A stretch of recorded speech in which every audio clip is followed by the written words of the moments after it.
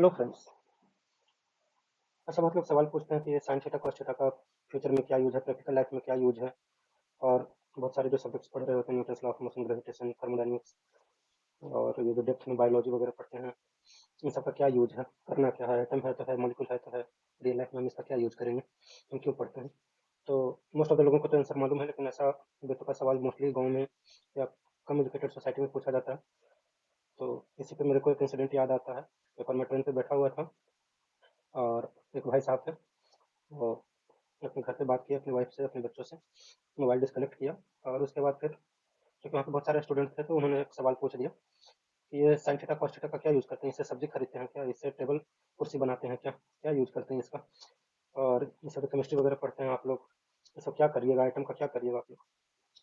तो शायद उस अंकल जी को मालूम नहीं होगा, मैं बताना चाहूँगा कि जिस ट्रेन पर वो बैठे थे वो मैकेनिकल और इलेक्ट्रिकल इंजीनियरिंग की देन है।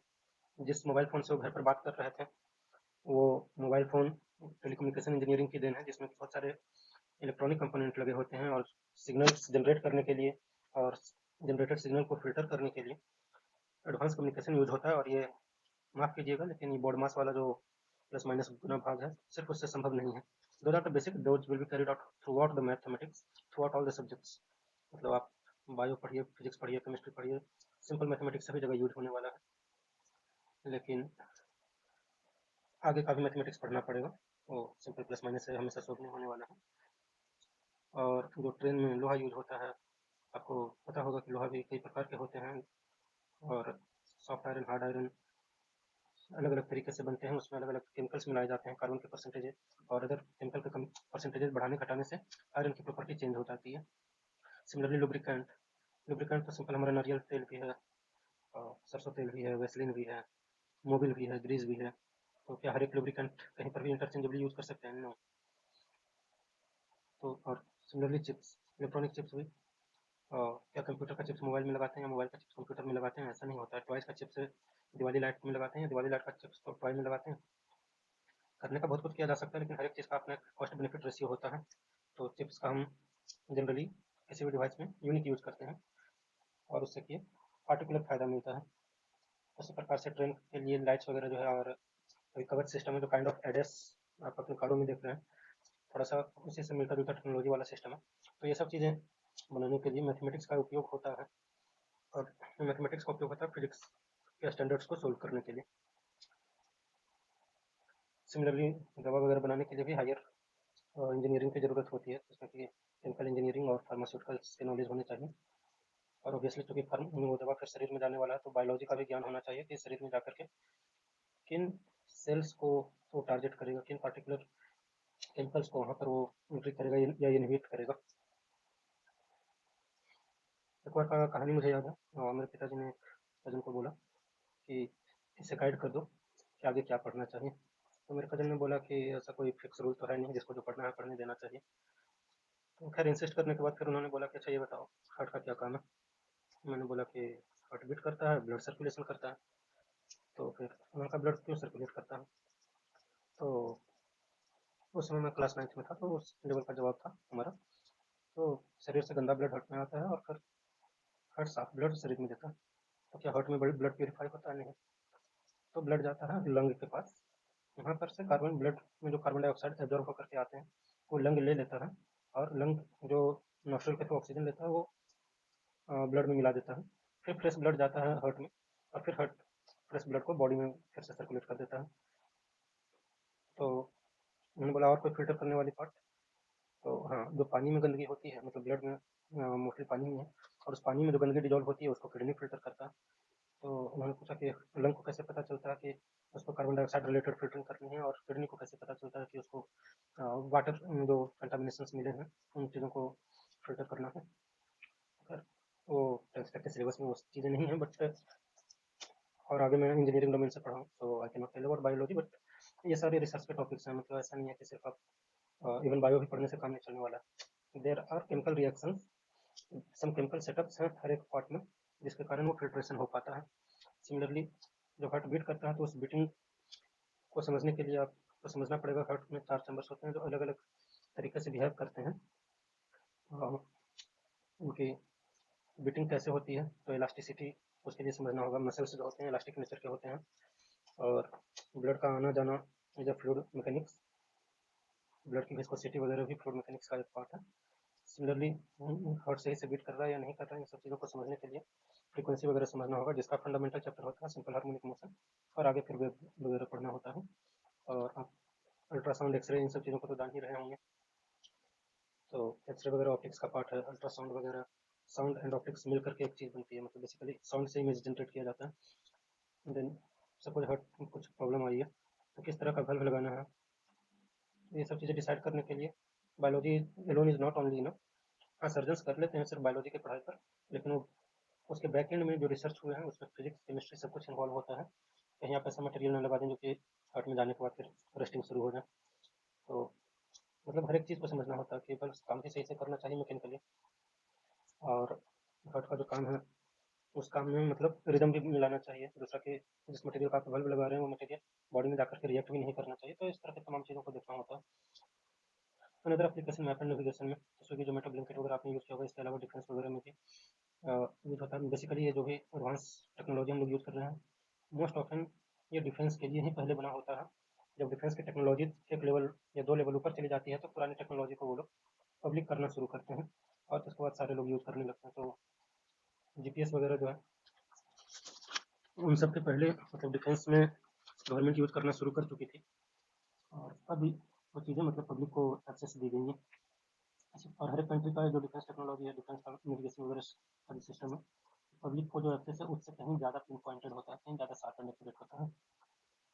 तो कौन सा ऑब्जेक्ट कहाँ पे आप डिटेक्ट कर रहे हैं, उसको टारगेट करने के लिए किस एंगल पे हमें रॉकेट लॉन्च करना चाहिए, ये सब चीज़ों के लिए आपको मैथमेटिक्स करना होगा। और सिंपल आप क्लास 11 में जाएंगे तभी से आपको इन सब चीज़ों का एप्लीकेशन छोटा छोटा दिखना शुरू होगा। However for real life application आपको और भी ज़्यादा मैथमेटिक्स करना होगा।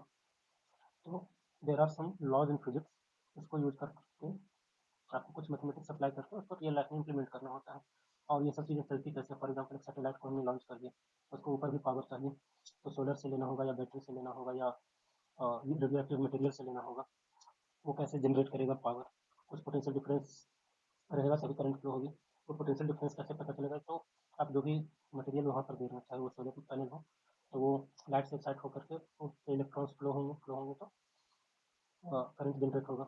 अगर आप रेडियो एक्टिव मटेरियल डाल रहे हैं तो फिर उसका न्यूक्लियस का डिटेरियोरेशन होगा, जिसके कारण एनर्जी निकलेगा, और वो उस एनर्जी को आप यूज़ करेंगे। और सिंपल बैटरी का कंसेप्ट ऐसा ही है कि anode to cathode potential difference होता है और उसमें इलेक्ट्रॉन्स फ्लो करते हैं। तो फंडामेंटल मोटा मोटी सेम है, इलेक्ट्रॉन को किसी तरह से फ्लो कराना है, या फिर न्यूक्लियस मतलब क्या बोलते हैं, रेडियो एक्टिव मटेरियल के केस में थोड़ा सा डिफरेंट है, न्यूक्लियस की इनस्टेबिलिटी को यूज़ किया जाता है। तो आप डिफरेंट टाइप्स ऑफ मटेरियल्स को पढ़ेंगे तभी तो वो पता चलेगा। See how chemistry and physics and then math are linking with the national security and your day-to-day business of food delivery like Blinkit and all. फिर इसी प्रकार से फाइनेंस अकाउंट्स वगैरह तो आप जान ही रहे हैं, रोजमर्रा की दुनिया में जितने भी बिजनेसेस चल रहे हैं वो पैसे कमाने के लिए ही चल रहे हैं। और पैसे कमाने हैं तो हर कंपनी को मतलब जैसे जैसे कंपनी बड़ी होती है तो उनको हिसाब किताब रखना पड़ता है, पैसे कहाँ से आए कहाँ गए, एक्सपेंडिचर साइड में ईयर ऑन ईयर कितना खर्च बढ़ रहा है, इनकम ईयर ऑन ईयर कितना बढ़ रहा है, टैक्सेस एंड ऑल पता करना होता है। सपोज उनको कोई मटेरियल में चेंज करना, तो एक सिंपल सा एग्जाम्पल ले सकते हैं। आप अपने मोबाइल फ़ोन के कवर का अलग अलग रेंज के मोबाइल का कवर अलग अलग टाइप के प्लास्टिक का बना होता है। सिमिलरली चेयर का एग्जाम्पल ले लीजिए, 150 रुपये में भी चेयर मिल रहा है, 1500 में भी मिल रहा है, 5000 10,000 में भी मिल रहा है। तो प्लास्टिक की क्वालिटी, फोम की क्वालिटी, उसकी ड्यूरेबिलिटी, 300 चीज़ों पे काफ़ी फर्क पड़ता है। तो उसके बैक एंड में कुछ रिसर्च करने पड़ते हैं, उनका आइडिया लगाना होता है कि हमें कितना खर्च करना चाहिए और उससे इनकम कितना होगा वगैरह वगैरह। Now I would come to arts related topics, history, geography, psychology, anthropology वगैरह। ये सब वो स्ट्रीम है जो कि मैं सजेस्ट करूँगा मिडिल क्लास लोगों को नहीं लेना चाहिए। आजकल मैं देखता हूँ कि गाँव के साइड में बहुत सारे बच्चे हिस्ट्री वगैरह ले लेते हैं, खास करके हिस्ट्री काफ़ी फेमस है, मैंने बिहार में देखा है, यूपी में देखा है, इवन आरबीआई गवर्नर भी कुछ दिन पहले थे, वो हिस्ट्री ऑनर्स से था। तो ठीक है, हिस्ट्री बहुत लोग इसलिए भी ले लेते थे क्योंकि यूपीएससी के एग्जाम में हिस्ट्री का अच्छा खासा पहले वैल्यू रहता था, और उससे एक मतलब ग्रेजुएशन के साथ साथ यूपीएससी का एक पार्ट तैयार होता चला जाता था बच्चों का। बट आई वुड सजेस्ट कि ये सब्जेक्ट्स नहीं लेने चाहिए। ज्योग्राफी के कुछ प्रैक्टिकल पार्ट हैं जैसे जीआईएस, तो जीआईएस लिया जा सकता है बिकॉज उसका यूज नेविगेशन वगैरह में है और जियो फेंसिंग जियो मैपिंग वगैरह में है। बट सिर्फ ज्योग्राफी लेना लोकल कॉलेजेस से अच्छा नहीं है। जीआईएस फ्रॉम इसरो, आईसेट रिलेटेड इंस्टीट्यूशन थोड़ा आप जा सकते हो साइड में। But geography as arts subject I would not prefer. आपको वैकेंसी के नाम पे लेक्चरर का वैकेंसी मिल जाएगा इसमें, उसके अलावा कुछ है नहीं। इससे बेटर है अगर आप मिडिल क्लास से हैं तो इलेक्ट्रिशियन प्लम्बर ये सब ले लीजिए। तुम लोगों का तो फिर भी एक ऐसा जॉब है जो कि इवन एआई भी तुरंत रिप्लेस नहीं कर पाएगी। एआई जितना फास्ट इंजीनियर्स को रिप्लेस कर रही है, तो इलेक्ट्रिशियन प्लम्बर को रिप्लेस नहीं कर सकता है। फार फ्यूचर अलग बात है, छोटे छोटे हो सकता है एआई टूल्स आ रहे हैं जो कि प्लम्बिंग का भी काम करने लगे, बट चांसेस आर लेस। वो काफ़ी कॉस्टली हो जाएगा कंपेयर टू ह्यूमन। हाँ, हिस्ट्री का काफ़ी यूज है पॉलिटिक्स में, प्रोपेगेंडा वगैरह फैलाने वाले जो फर्म्स हैं। प्रोपेगेंडा फैलाना भी पार्ट ऑफ पॉलिटिक्स है और इकोनॉमिक्स है। लोग एक दूसरे देश में थोड़ा सा डिस्टर्बेंस क्रिएट करने का कोशिश करते हैं या फिर दूसरे पार्टी के फॉलोअर्स के बीच में डिस्टर्बेंस लाने का कोशिश करते हैं, सो दैट वो लोग किसी एक आइडिया की तरफ लीन हों, अपने एग्जिस्टिंग आइडिया को छोड़ करके दूसरे आइडिया की तरफ जाएं और उससे पैसे बने। अल्टीमेट गोल इन लोगों का भी पैसे बनाना नहीं है। अभी वर्ल्ड में ऑलमोस्ट हर एक पॉलिटिकल पार्टी देश के लिए नहीं अपने लिए काम कर रही है, लोगों को मूर्ख बना रही है। लोगों को मूर्ख बनाने में हिस्ट्री बड़ा काम आता है। किसी को हिंदू मुस्लिम विवाद में लड़ा दीजिए, किसी को फॉरवर्ड बैकवर्ड में लड़ा दीजिए, ऐसा तो जमाने से होता आ रहा है। ये सब बोल करके लोगों को भड़काना ईजी होता है। तो खैर ये आम लोगों के लिए नहीं है। आम लोगों को बस इतना पता होना चाहिए कि आज की ज़िंदगी में क्या कोई पॉलिटिशियन उनका ज़िंदगी आसान कर रहा है या दुर्लभ कर रहा है। और basic history of the class 10 is enough, उससे ज़्यादा बहुत ज़्यादा डीप में जाने की ज़रूरत नहीं है। करियर के लिए you go for technical subjects only. भले ही आप ग्रेजुएशन की जगह पे आईटीआई करके छोड़ दो, पॉलिटेक्निक करके छोड़ दो, but believe in technical knowledge is only. Thank you. इसके अलावा किसी भी सब्जेक्ट के किसी पर्टिकुलर टॉपिक का प्रैक्टिकल यूज समझना हो तो आप कमेंट सेक्शन में कमेंट कर सकते हैं। धन्यवाद।